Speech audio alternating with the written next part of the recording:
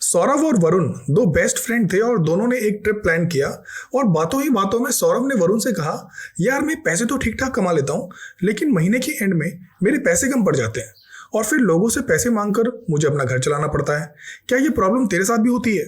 वरुण ने कहा, करियर की शुरुआत में होती थी, लेकिन अब मैंने ठीक कर ली है। मैंने अपनी इनकम को बढ़ा लिया है और अपने एक्सपेंस को लिमिटेड ही रखा है। सौरभ ने कहा, ये कैसे पॉसिबल है? इनकम के साथ साथ तो खर्चे भी बढ़ते हैं। वरुण ने कहा, ये बहुत आसान है, आजा तुझे विजुअली समझाता हूँ। तुझे स्क्रीन पे जो लाइन दिख रही है, मान ले ये तेरे पड़ोसी की इनकम है जो पहली नौकरी से अब तक मिली है। शुरुआत में उसकी इनकम कम होगी और बाद में नौकरी चेंज करके या प्रमोशन से उसकी इनकम बड़ी होगी। तू देखेगा वक्त के साथ साथ उसकी इनकम बढ़ी है। अब हम इसमें उसका खर्चा जोड़ देते हैं। खर्चा जोड़ने के बाद चार्ट कुछ ऐसा दिखता है। ये चार्ट दिखाता है कि तेरा पड़ोसी जितना कमा रहा था उतना खर्च भी कर रहा था। इसमें ब्लैक लाइन जो है वो इनकम की है और ग्रे लाइन एक्सपेंस की है। दोनों लाइनें साथ साथ चल रही हैं, जो ये दिखाती है कि तेरा पड़ोसी अपने बजट के अंदर है, उसे किसी से उधार मांगने की जरूरत नहीं है। एक लाइन दूसरी लाइन के ऊपर ही होनी चाहिए, जो ये दिखाती है कि मनी का इनफ्लो और आउटफ्लो बराबर है। अगर महीने का खर्च अच्छा गुजर रहा हो तो पेचेक टू पेचेक पिक्चर कुछ ऐसी ही होगी।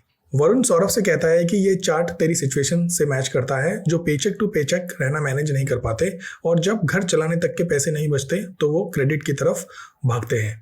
चार्ट की ग्रे लाइन कैसे इनकम की लाइन को क्रॉस करके ऊपर निकल गई है, इसका मतलब है घर चलाने के लिए कर्ज लेना पड़ रहा है।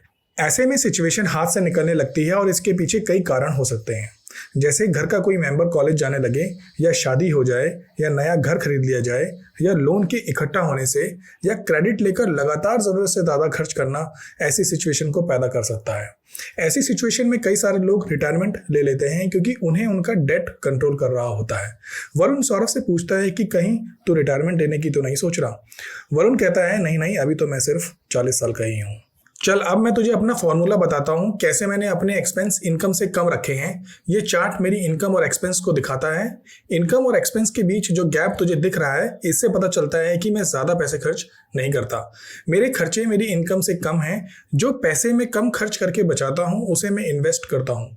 ये डॉटेड लाइन जो चार्ट में दिख रही है वो मेरी इन्वेस्टमेंट है। सौरभ कहता है, ये काफ़ी नीचे है, ना के बराबर, कुछ रिटर्न मिलता भी है या नहीं?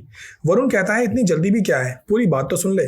किसी भी रेट के रिटर्न पर इन्वेस्टमेंट इनकम बहुत कम होती है, जो अक्सर ना के बराबर ही लगती है। लेकिन समय के साथ जब ग्रोथ या रिटर्न ऑन इन्वेस्टमेंट कंपाउंड होना शुरू होता है, तब इन्वेस्टमेंट इनकम लाइन भी बढ़ना शुरू होती है। इस चार्ट में मेरी इन्वेस्टमेंट लाइन स्पेंडिंग लाइन को क्रॉस करके ऊपर की तरफ जा रही है। ये टाइम टेकिंग प्रोसेस है। ये एक ऐसा पॉइंट है जहां तू फाइनेंशियल फ्रीडम फील करना शुरू करेगा। जब तेरी इन्वेस्टमेंट तेरे खर्चों को पूरा करने के लिए इनफ इनकम जनरेट कर रही हो और तू अपनी रेगुलर जॉब पर कम डिपेंडेंट रहे, और जब तेरी पैसिव इनकम जो इन्वेस्टमेंट से आएगी अगर खर्चों से ज़्यादा हो जाती है, तब तू फाइनेंशियली फ्री हो जाएगा। बस ये करना है। सो दोस्तों, आपने देखा कैसे अपने आप को फाइनेंशियल फ्री करने के लिए अपने एक्सपेंस को कैसे लिमिट करना चाहिए।